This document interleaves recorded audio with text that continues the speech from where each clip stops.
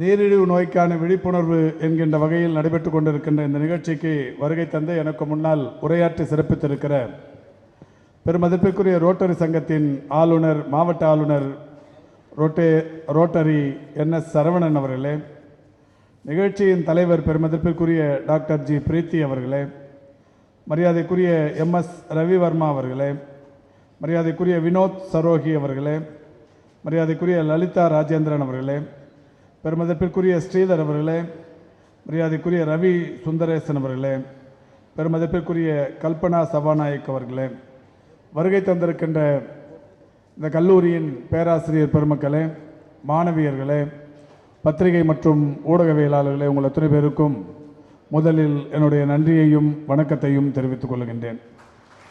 Rotary சங்கத்தின் சார்பில் இன்றைக்கு நீரிழிவு நோய்க்கான ஒரு விழிப்புணர்வு என்பது உண்மையிலேயே மிக சிறப்பான ஒரு முன்னெடுப்பு. நீரிழிவு நோயின் தாக்கம் இன்றைக்கு உலகை பெரிய அளவில் அச்சுறுத்தி கொண்டிருக்கின்ற ஒன்று. இந்திய அளவில் ஒரு 12% பேருக்கு நீரிழிவு நோயின் தாக்கம் இருக்கிறது. தமிழகத்தை பொறுத்தவரை நீங்களும் கூட நினைக்கலாம், கண்டிப்பாக இது குறைவான சதவீதத்தை குறிப்பிடப் போகிறேன் என்று கருதலாம். இல்லை, 13% இருக்கிறது. இந்திய அளவிலான சதவிகிதம் 12 என்றாலும் தமிழகத்தை பொறுத்தவரை 13% நீரிழிவு நோயின் தாக்கம் இருக்கிறது. இது பல்வேறு சூழல்களில் பாதிப்பை ஏற்படுத்துகிறது. நீரிழிவு நோயினால் ஏற்படுகிற அந்த பாதிப்புகள் என்பது உங்களுக்கு எல்லோருக்குமே நீங்கள் உணர்ந்திருக்கக்கூடிய ஒன்று. பாதம் இழப்பது, பார்வை இழப்பது, சிறுநீரகம் இழப்பது என்று உடலின் பல்வேறு அவயங்களை தொடர்ந்து இழக்கிற ஒரு மிகப்பெரிய பாதிப்பை ஏற்படுத்தும் நோய்களில் ஒன்று நீரிழிவு நோய். பேசிக்கொண்டிருக்கிற நானும் ஒரு 30 ஆண்டுகளாக நீரிழிவு நோயினால் பாதிக்கப்பட்டவன். நீரிழிவு நோயினால் ஒரு 30 ஆண்டுகள் பாதிக்கப்பட்ட நான் இன்றைக்கு உங்களிடையே இந்த அளவுக்கு திடகாத்திரமாக பேசிக்கொண்டிருக்கிறேன் என்றால் நான் மேற்கொண்டு வருகிற பயிற்சிகள் மிக முக்கியமான காரணம். பெருமதிப்பிற்குரிய சகோதரி அவர்கள் இங்கே பேசும்போது என்னை வாழ்த்தி பேசிய ஒரு வாழ்த்துறையில் சொன்னார், 2.5 மணி நேரத்தில் 21 கிலோமீட்டரை கடந்து உலக சாதனை படைத்தார்னு. இல்லை, அது நல்ல அற்புதமான செய்தி, ஆனால் அது இல்லை. நான் 160 மாரத்தான்களை ஓடி உலக சாதனை செய்திருக்கிறேன். ஏன்னா 2.5 மணி நேரத்தில் 21 கிலோமீட்டர் ரொம்ப சாதாரணம். நீங்கள் பண்ணலாம், எல்லாருமே பண்ணலாம், நாம் எல்லாருமே பண்ணலாம். இப்போ இங்கேருந்து நாம் நடக்க ஆரம்பித்தோம்னா, சும்மா தமாஷா நடக்க ஆரம்பித்தோம்னாவே 21 கிலோமீட்டர் 2.5 மணி நேரத்தில் முடிக்கலாம். அதுக்கு பயிற்சியும் கூட தேவையில்லை. ஆனால் 1 மணி நேரத்திலேயே அந்த 21 கிலோமீட்டர் உலக அளவில் மாரத்தான் சாதனையாளர்கள் செய்து கொண்டிருக்கிறார்கள். அவங்க என்ன 21 கிலோமீட்டர் தூரத்திற்கான மாரத்தான்களை நான் 160 ஓடி இருக்கிறேன். 160 மாரத்தான் இன்னைக்கு உலகம் முழுக்க ஓடி இருக்கிறேன். America, Australia, London, Qatar, Italy, Norway, இந்த மாதிரி ஒரு 14 நாடுகளில் ஓடி இருக்கிறேன். இந்தியாவில் மொத்தம் 36 மாநிலங்கள். இல்லை, என்னுடைய இலக்கு என்பது 36 மாநிலத்திலையும் என்னுடைய கால் தடத்தை 21 கிலோமீட்டர் பதிக்கணுங்கிறது. ஆனால் இது வரைக்கும் ஒரு 24 மாநிலத்தில் ஓடி இருக்கிறேன். ஒரு 6-8 மாநிலங்களில் இன்னும் மாரத்தானே நடத்துவதில்லை. நார்த் ஈஸ்ட்டை பொறுத்த வரைக்கும் ஒரு 7 மாநிலம் இருக்குது. ஒரு 2க்கு ஓடிட்டு வந்துட்டேன், மணிப்பூர்லேயும் அஸ்ஸாம்லேயும். இன்னும் ஒரு சில மாநிலங்கள் திரிபுரா, நாகாலாந்து, மிசோரம் மாதிரியான மாநிலங்கள் இன்னும் நடத்த ஆரம்பிக்கலை. அது மாதிரி நடத்துனாங்கன்னா அங்கேயும் போய் ஓடிடுவேன். ஓடி முடித்து என்னுடைய இலக்கு என்பது இந்தியாவின் 36 மாநிலங்களிலும் 21 கிலோமீட்டர் கால் தடத்தை பதித்தவன் என்கின்ற அந்த நிலையை அடைய வேண்டும் என்பதற்காக. இது ஏதோ சாதனை அப்படிங்கிறதுக்காகலாம் இல்லை, சாதனையும் இல்லை. அது நான் சொன்ன மாதிரி நான் முதல்ல இதை ஓட ஆரம்பித்ததை என்னுடைய டயபெட்டிக் பயந்து ஓட ஆரம்பித்தது தான். ஒரு 30 வருஷத்துக்கு முன்னாடி எனக்கு நீரிழிவு நோயின் தாக்கம் தெரிய தொடங்கிய உடனே அன்னைக்கு நடக்கவும் ஓடவும் தொடங்கணும், இன்னும் ஓடின்னு இருக்கிறேன். நான் இந்த நிகழ்ச்சிக்கு வரதுக்கு முன்னாடி கூட இப்போ வந்த உடனே சார் கேட்டார், இன்றைக்கி எவ்வளோ தூரம் போனீங்க அப்படின்னாரு. இன்றைக்கி 12 கிலோமீட்டர் காலையில் நடந்திருக்கிறேன். இன்றைக்கி காலையில் 4:45 ஆரம்பித்து ஒரு 1.5 மணி நேரம், 1 மணி நேரம் 40 நிமிஷம், ஒரு 12 கிலோமீட்டர் ஸ்பீடாக நடந்து ஓடி இருக்கிறேன். இப்போது டெய்லியுமே அதை பண்ணுவேன். டெய்லியும் ஒரு 10லேருந்து 15க்குள்ளே நடந்தால் தான் அன்றைக்கி எனக்கு ஒரு நிறைவான நாள்னு அர்த்தம். தினந்தோறும் வாரத்தில் ஏதாவது ஒரு நாள் கேப் விடுவேன். ஒரு 7 நாளில் ஒரு 6 நாளாச்சும் நடப்பேன். அப்போது இது இந்த மாதிரி ஒரு தொடர்ச்சியான பழக்கம் இருக்கிற காரணத்தினால்தான் 30 ஆண்டு கால நீரிழிவு நோயின் பாதிப்பு என்பது என் உடலில் எந்த பாதிப்பையும் ஏற்படுத்தவில்லை. எனக்கு வேறு எந்த அதாவது வயது 65 கடந்திருந்தாலும் இது எந்த விதமான பாதிப்பும் என் உடலில் ஏற்படுத்தாமல் நான் பாதுகாத்து வருவதற்கு என்னுடைய உடற்பயிற்சி பெரிய அளவிலான காரணம். அந்த வகையில் தினந்தோறும் அதை தவறாமல் மேற்கொண்டு வருகிறேன். நீரிழிவு நோயினால் இதை கண்டிப்பாக சொல்லியே தீரணும். இதுக்கு ஒரு பெரிய மருந்து அதுதான். நீரிழிவு நோய்க்கு நடப்பது மட்டும்தான் பெரிய மருந்தே. இது ஒரு பெரிய அளவிலான நாம் ஒரு விழிப்புணர்வில் இது மிக சிறப்பாக ஏற்படுத்தணும். கடந்த 1.5 ஆண்டுகளுக்கு முன்னால் நான் அந்த அரசு பணி நிமித்தமாக ஜப்பானுக்கு சென்றிருந்தேன். ஜப்பானில் டோக்கியோவில் பல்வேறு பணிகள் காரணமாக சென்றிருந்தபோது அங்கே ஒரு 8 கிலோமீட்டர் ஹெல்த் வாக் ஒன்று பார்த்தேன். 8 கிலோமீட்டர் தூரத்துக்கு ஹெல்த் வாக்குன்னு ஒரு ரோடு இருந்தது. அப்போ அங்கே இருக்கிறவங்களை விசாரித்தேன், இது என்ன ஹெல்த் வாக்குன்னு இது மாதிரி பண்ணியிருக்கீங்களா? அவங்க சொன்னாங்க 8 கிலோமீட்டருங்கிறது 10,000 ஸ்டெப்ஸு. 8 கிலோமீட்டர் நடந்தோம்னா 10,000 அடி. ஒவ்வொரு மனிதனும் தினந்தோறுமான இலக்காக ஒரு 10,000 அடி நடந்தால் நல்லது, உடல் நலத்துக்கு நல்லது. எனவே இதை நாங்கள் ஒரு முன்மாதிரியாக ஒரு 8 கிலோமீட்டர் வாக் பார்த்து இங்கே வச்சுருக்கிறோம் டோக்கியோவில்னு சொன்னாங்க.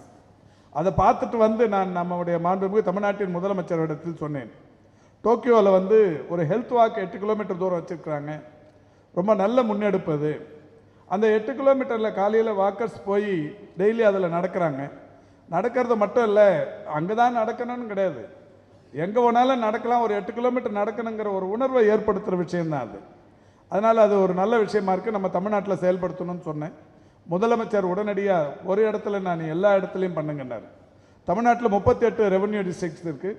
38 வருவாய் மாவட்டங்கள்லையும் ஹெல்த் வாக் 8 கிலோமீட்டர் தூரத்தை ஃபிக்ஸ் பண்ணி இப்போ எல்லா இடத்துலையும் ஹெல்த் வாக் வச்சுருக்கிறோம். இப்போ அன்புக்கினிய மாணவிகள் வந்திருக்கிறீங்க.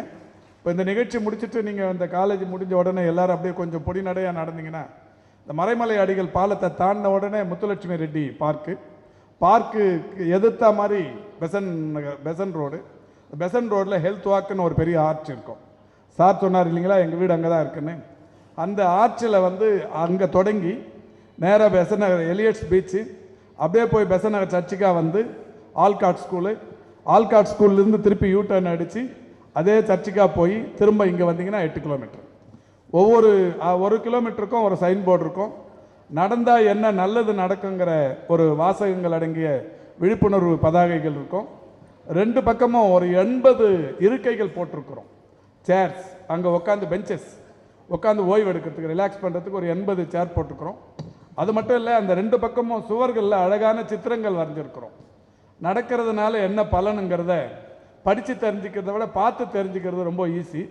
அதனால் படங்கள் வரைஞ்சிருக்கிறோம், நிறைய படம் வரைஞ்சிருக்கிறோம். ஒரு செல்ஃபி பாயிண்ட், ஒரு 4 இடத்துல செல்ஃபி பாயிண்ட் வச்சுருக்கிறோம். ஒரு சகோதரி நாய் பிடிச்சிட்டு போகிற மாதிரி ஒரு சிலை, இன்னொரு இடத்துல ஒருத்தர் நடந்துட்டு ஒய்யாரமாக உட்காந்துருக்கிற மாதிரி ஒரு சிலை, அந்த மாதிரி ஒரு 4-5 இடத்துல செல்ஃபி பாயிண்ட் வச்சுருக்கிறோம். பார்க்காதவங்க இப்போ பார்த்தவங்க போக வேண்டியதில்லை, பார்க்காத யாராவது இருந்தால் இப்போ இன்றைக்கே கூட போய் பார்த்துருங்க. அதை பார்த்தீங்கன்னா 4லேருந்து அங்கே நடக்கணுங்கிற எண்ணம் உங்களுக்கு வரும். அந்த 4லேருந்து இந்த 8 கிலோமீட்டர் நடக்கணுங்கிற எண்ணத்தை தானாகவே அந்த இடத்த உருவாக்கும். இப்போ இந்த மாதிரி தமிழ்நாடு முழுக்க 38 மாவட்டங்கள்லையும் பண்ணியிருக்கிறோம். இந்த ஹெல்த் வாக் நடப்போம் நலம் பெறுவோம்ங்கிற இந்த ஸ்கீம் தமிழ்நாட்டில் எடுத்துகிட்டு வந்ததுக்கு அப்புறமா இப்போ 38 மாவட்டத்தில் நான் எங்கே ஹெல்த் டூர் போனாலும் அங்கே போய் அந்த 8 கிலோமீட்டரில் நானும் நடக்க ஆரம்பிக்கிறேன்.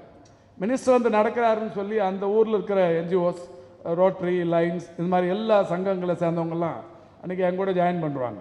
நான் ஒரு 400-500 பேரை தான் நடப்பேன் அந்த ரோட்டில். அப்போது ஒரு பெரிய டெய்லியுமா ஒரு விழிப்புணர்வுங்கிற மாதிரி தமிழ்நாடு முழுக்க பண்ணின்னு இருக்கிறோம். அது ஒரு பெரிய அளவில் ஒரு மகிழ்ச்சியான ஒரு விஷயம். அந்த கிராமங்களில் 2 பக்கமும் ட்ரீ பிளான்டேஷன், 2 பக்கமும் இந்த மாதிரியான நிறைய விஷயங்கள் இந்த ஹெல்த் வாக்காக பண்ணியிருக்கிறோம். இது ஒரு தமிழ்நாட்டில் இன்றைக்கி அதை பண்ணியிருக்கிற இது உலகளவில் முதலில் நாங்கள் பார்த்தது ஒரே இடத்துல, டோக்கியோவில் ஒரு இடத்துல. ஆனால் இன்றைக்கி தமிழ்நாட்டில் 38 இடங்கள் இருக்குது. தமிழ்நாட்டில் இருக்கிற மாதிரியான இந்த ஹெல்த் வாக்கு கட்டமைப்பு உலகில் வேறு எந்த நாட்டிலையும் இல்லைங்கிறது ஒரு மகிழ்ச்சியான விஷயம். அந்த வகையில் அது ரொம்ப சிறப்பாக இருக்குது. இப்போ நீங்கள் கூட கேட்கலாம், இது இந்த நடக்கிறதால இது ஒரு விளம்பரப்படுத்தணுமான்னு. கண்டிப்பாக விளம்பரப்படுத்தியே தீரணும். விளம்பரப்படுத்தணுங்கிறதுக்காக தான் இந்த கல்லூரி மாணவிகள் மத்தியிலேயே இந்த நிகழ்ச்சி நடத்துகிறாங்க. இது பெரிய அளவில் நம்ம விளம்பரப்படுத்தி மற்றவங்களுக்கு இது போய் சேரணும். நான் கூட ஓடி முடிச்சுட்டு நடந்து முடிச்சுட்டு உடனே அடிக்கடி என்னுடைய ஃபேஸ்புக்கில் எனக்கு ஒரு 5 லட்சம் நண்பர்கள் இருக்கிறாங்க பேஜஸில். ட்விட்டரில் ஒரு 3.25 லட்சம் பேர் இருக்கிறாங்க. ஓடி முடிச்சிட்டோன்னே நான் அதில் என்னோடய பதிவு போட்டுருவேன். பதிவு போட்டு அதை ஃபாலோ பண்ணுறவங்க ஏராளமான பேர் ஃபாலோ பண்ணுறாங்க. இப்போ நான் எங்கேயாவது போகும்போது என்ன ஹெல்த் மினிஸ்டர்னு சொல்கிறதோ இல்லை முன்னாள் மேயர்னு சொல்கிறதோ முன்னாள் கார்ப்பரேஷன் சேர்மன் சொல்கிறத விட தோபாரா எங்கே பார்த்தாலும் ஓடுவார் அவர் போகிறாருன்றாங்க. அது எனக்கு ஒரு பெரிய சந்தோஷமாக இருக்கும். அப்போது நிறைய பேர் என்னை ஒரு 10 பேர் 15 பேர் ஒரு நாளைக்கு வந்து என்னை மீட் பண்ணி வெளியில் டூர் போகும்போது பேசுகிறாங்கன்னா அதில் பாதி பேருக்கு மேலே சொல்கிறதே, சார் நான் உங்களை பார்த்து நடக்க ஆரம்பிக்கிறேன் சார், நீங்கள் தான் சார் எனக்கு ரோல் மாடல் அப்படின்பாங்க. ஒரு பெரிய அளவில் சந்தோஷமாக இருக்கும். ஒரு சின்ன நடந்த சம்பவத்தை சொன்னால் உங்களுக்கு மகிழ்ச்சியாக இருக்கும். நான் தொடர்ச்சியாக இந்த மாதிரி மாரத்தான் ஓடும்போது இதில் வந்து பூனேயில் ஒரு மாரத்தான், பௌதான் ஹில்ஸ்ன்னு இந்த மாரத்தான் ஒரு பெரிய மலைப்பகுதி, அங்கே ஓடின்னு இருந்தேன். ஓடின்னு இருக்கும்போது ஒரு பெரிய மலை, கிறிஸ்மஸ் ரன், அது கரெக்டாக கிறிஸ்மஸ் அன்னைக்கு 25ஆம் தேதி, பெரிய மலைப்பகுதி. கீழே இருந்து மேலே போகும்போது மூச்சு அரைக்க போயின்னு இருக்கிறோம். எனக்கு முன்னாடி ஒருத்தர் போயிட்டு இருந்தார். அவரும் என்ன மாதிரியே பால்டேட்டு. அவர்கிட்ட போய், சார் நீங்கள் எத்தனாவது மாரத்தான்னு கேட்டேன். அவர் சொன்னார், நான் 49னாரு. 49 மாரத்தான் எவ்வளோ வருஷமாக போகிறீங்கன்னா 11 இயர்ஸாக போகிறேன் அப்படின்னாரு. எங்கேருந்து வரீங்கன்னா மும்பையிலேருந்து வரேன்னாரு, இந்திக்காரரு. சரி, என்ன இலக்கு என்ன? ஒரு 60 வயசுக்குள்ளே 60 முடிக்கணும். இன்னும் உங்களுக்கு எவ்வளோ 60 வயசு ஆகிறதுக்கு எவ்வளோ நாள் இருக்குன்னு? இன்னும் ஒரு 1.5 வருஷம் இருக்குது, இதுக்குள்ளே 60 முடிக்கணும்னு பிளான் பண்ணி போய் நிற்கிறேன்னாரு. எதுக்கு இந்த இலக்கை ஃபிக்ஸ் பண்ணிங்கன்னா, சென்னையில் சுப்பிரமணியன் ஒருத்தர் 60 வயசில் 100 ஓடணும்னு முயற்சி பண்ணியிருக்கிறாராம். அதை நான் சோஷியல் மீடியாவில் பார்த்தேன், அதனால் நான் ஓடுறேன் அப்படின்னாரு. உடனே நான் சொன்னேன், சார் நான் தான் சார் அந்த சுப்பிரமணியன். அவருக்கு ஒரே சந்தோஷம், கூட நின்று ஃபோட்டோலாம் எடுத்துக்கினார். அவர் இப்போவுமே எனக்கு நண்பராக இருக்கிறாரு. அந்த மும்பை பக்கமோ புனே பக்கமோ எங்கேயாவது ஓட போனால் என் கூட வந்துடுவார். அவர் இப்போவும் தொடர்பில் இருக்கிறார்.